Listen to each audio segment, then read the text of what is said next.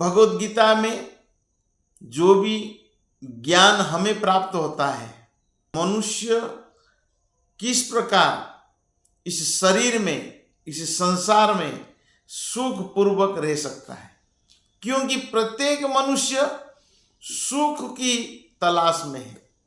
सुख शांति कहाँ प्राप्त होगा ये खोज करता है। इसीलिए भगवद गीता का प्रत्येक श्लोक हमारे लिए है। इस श्लोक में भगवान जो ज्ञान देते हैं, इस नौ द्वार रूपी शरीर में, इस नगर में, शरीर एक नगर है, इस नगर में कैसे हम सुख पूर्वक रह सकते हैं, आइए श्लोक को पढ़ते हैं। हरे कृष्ण। श्रीमद् भगवद गीता अध्याय 5 श्लोक नंबर 13।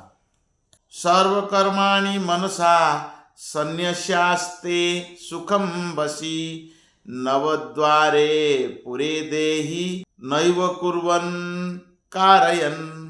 अनुवाद: जब देहधारी जीवात्मा अपनी प्रकृति को वश में कर लेता है और मन से समस्त कर्मों को परित्याग कर देता है, तब वो 9 द्वारों वाले नगर भौतिक शरीर में बिना कुछ किए कराए सुख पूर्वक रहता है। नवद्वारे पुरे देहि, ये देह है और इस शरीर में जो रहता है उसका नाम देही है। देही का अर्थ है आत्मा। आत्मा इस शरीर में निवास करता है, रहता है। तो इस शरीर में 9 द्वार है, जैसा 2 आंखें, 2 कान, नाक, 2 मुंह, गुदा और उपस्थ। इस प्रकार 9 द्वार इस शरीर में है। तो ऊपर 7 द्वार है, नीचे 2 द्वार है। आत्मा किसी भी वक्त इस शरीर को त्याग कर इस द्वार में से निकल सकता है। योगी लोग प्राणवायु को बस में करके आत्मा को योगिक शक्ति के द्वारा यहां से निकाल देते हैं, मस्तक से निकल जाता है।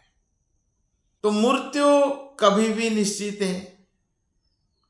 आत्मा कभी भी इस 9 द्वार वाले शरीर को त्याग कर जा सकता है। ये शरीर भाड़े का घर है। तो ये भाड़े का घर है। हम इस 9 द्वार रूपी नगर, नगर मतलब शहर कहा जाता है, लेकिन ये शहर एक नगर है। इस शरीर में आत्मा रहता है। आत्मा किसी भी वक्त इस शरीर को, भाड़े का घर को त्याग कर जा सकता है। तो इसी द्वार में से ही आत्मा निकलता है। देही आत्मा है, देह शरीर है। शरीर पंचभूत में बनाया गया है। अर्थ, ईथर, फायर, एयर, वाटर, ये पंचभूते, भूमि, रप, नल, वायु, खम। तो ये पंचभूत शरीर पंचभूत में विलीन हो जाता है। किसी का दाह संस्कार किया जाता है, अग्नि संस्कार, तो कहते हैं वो आदमी पंचभूत में विलीन हो गया। तो ये शरीर पंचभूत में विलीन हो जाता है। प्रभुपाद जी लिखते हैं, देहधारी जीवात्मा 9 द्वार वाले नगर में वास करता है। शरीर अथवा नगर रूपी शरीर के कार्य प्राकृतिक गुणों द्वारा स्वतः संपन्न होते हैं। शरीर की परिस्थितियों के अनुसार रहते हुए भी जीव इच्छा अनुसार इन परिस्थितियों के परे भी हो सकता है।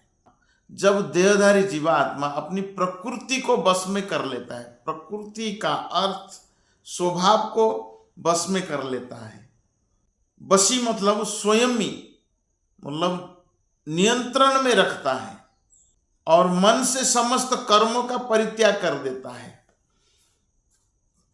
मन से समस्त कर्मों का परित्याग करने का अर्थ यह है कि इंद्रिय तृप्ति का कार्य में नहीं लगता है, शरीर की भोग के कार्यों में नहीं लगता है, या अपना इंद्रियों को नहीं लगाता है। कर्म करता है लेकिन वो आध्यात्मिक कर्म करता है।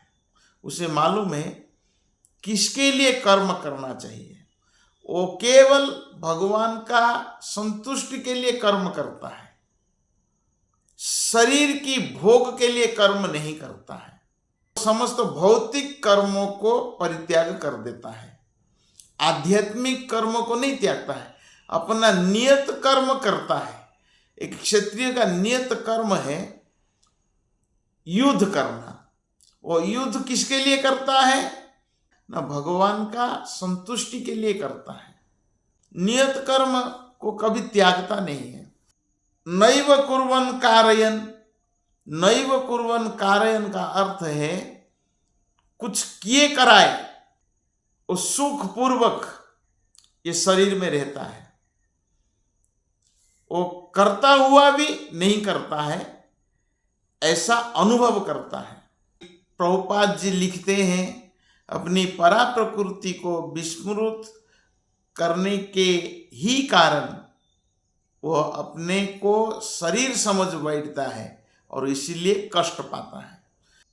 कृष्ण भावनामृत के द्वारा अपनी वास्तविक स्थिति को पुनः प्राप्त कर सकता है और इस देह बंधन से मुक्त हो सकता है। अतः जो ही कोई कृष्ण भावनामृत को प्राप्त होता है तुरंत ही वह शारीरिक कार्य से सर्वथा विलोप हो जाता है। ऐसे स्वयंमित जीवन में जिसमें उसकी कार्य प्रणाली में परिवर्तन आ जाता है, वो 9 द्वार वाले नगर में सुखपूर्वक निवास करता है।